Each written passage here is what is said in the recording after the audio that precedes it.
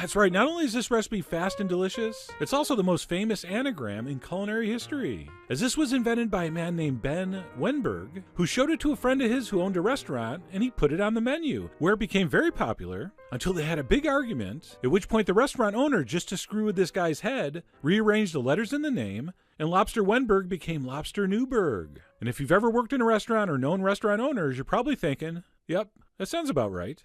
But of course, none of that really matters. All we care about is how amazing this is. So let me show you how to put this together. And of course, it's going to require some lobster. And I'm going to use lobster tails for this. So I have four 4-ounce tails. So all we need to do at this point is take a sharp knife and split these lobster tails in half. And while the shell feels kind of hard, it actually is pretty easy to cut. Just put your knife right in the center like this. Cut straight down through. And then we'll just turn it and finish the cut. And that's pretty much it. And by the way, the original was done with whole lobsters, so the tails do make this a little more user-friendly. And sure, they're a little pricey, but every once in a while you do see them on sale. And while I generally don't recommend buying your food at stores that also sell tires and socks, every once in a while those big box stores sometimes have great deals on this kind of thing. So keep your antennae up.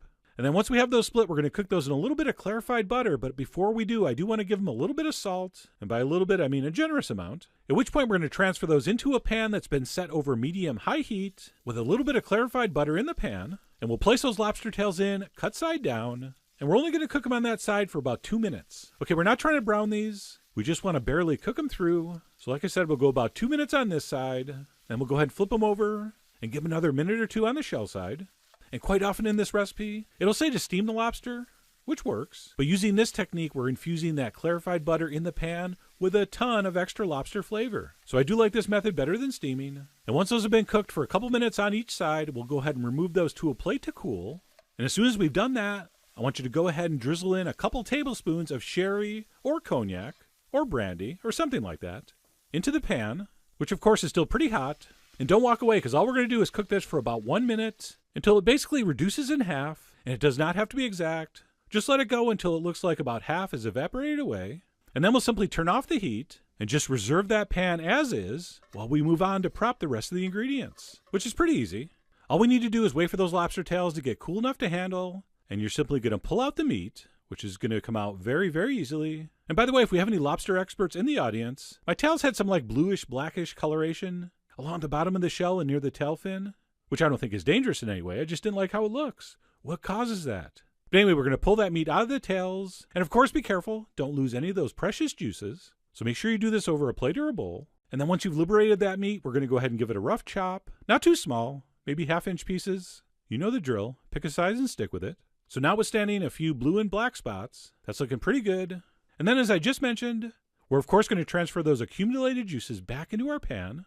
And at that point, we can move on to the last of the sauce ingredients. So in a bowl, we have some heavy cream, to which we're going to add 2 egg yolks. We're also going to add some cayenne pepper, a little more than just a little. And then last but not least, a little bit of freshly grated nutmeg. And we'll officially call that a pinch on the ingredient list. But of course, there was no pinching involved, since I always want you to grate this fresh. So a very, very simple sauce, just a few ingredients. And then we'll simply take a whisk and mix this up. And once that's mixed up, we are ready for final assembly.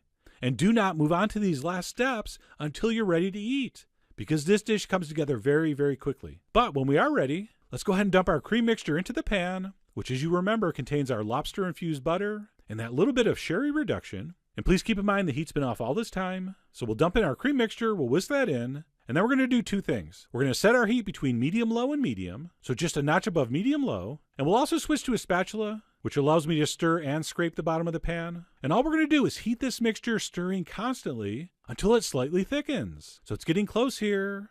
So we'll just keep stirring, keeping an eye on it. And what we're looking for isn't a super thick mixture. It's basically going to be thick enough to coat the back of a spoon, which is what we have right about here. So that's looking good. At that point, we're going to go ahead and dump in our lobster meat. And basically, as soon as that lobster is heated through, you're ready to serve. And by the way, it's easy to make a great Lobster Newburg, and it's easy to film a Lobster Newburg, but it's not easy to film a great Lobster Newburg. Okay, because I'm trying to get different shots and change camera positions. I kind of had to start and stop this a few times. And you know what? It kind of sounds like I'm complaining now, so I'm going to stop. So bottom line, this is going to be way easier for you than it was for me. So like I said, we'll just keep mixing that. And when we think that lobster is heated through, we're ready for the final steps, which is just a little seasoning. So I'm going to go ahead and stir in a little salt to taste. And then right before I spoon this up, I do like to add a little bit of fresh herb. This time I'm using a little bit of Italian parsley, But fresh tarragon is beautiful in this. You could also use chervil if you want, also very nice. But that's up to you. You are the Wenberg of your Newburg, so put what you like. And as soon as that's stirred in, we're ready to eat. And this is most commonly served over buttered toast, but we're going to fancy it up a little bit and serve it in these